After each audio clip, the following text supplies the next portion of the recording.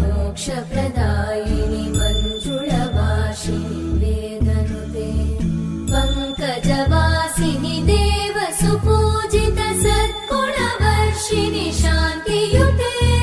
जय जय हे मधुसूदन कामिनि आदिलक्ष्मि जय पालय माम्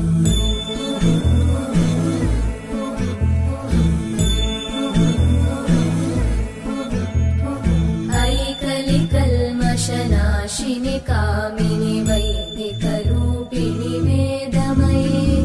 क्षीरसमुद्भव मङ्गलरूपिणि मन्त्रनिवासिनि मन्त्रनुते मङ्गलदायिनि अम्बुजवासिनि देवगणाश्रितपादयुते जय जय हे मधुसूदन कामिनि धान्यलक्ष्मि जय पालय माम् जय वरवर्णिनि वैष्णवि भार्गवि मन्त्रस्वरूपिणि मन्त्रमये सुरगणपूजित शीघ्रफलप्रद ज्ञानविकासिनि शास्त्रनुते भवभयहारिणि पापविमोचनि साधुजनाश्रितपादयुते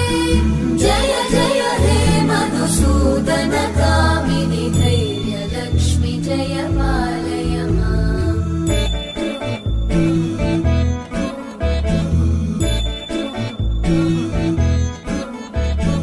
जय जय दुर्गतिनाशिनि कामिनि सर्वफलप्रद शास्त्रमये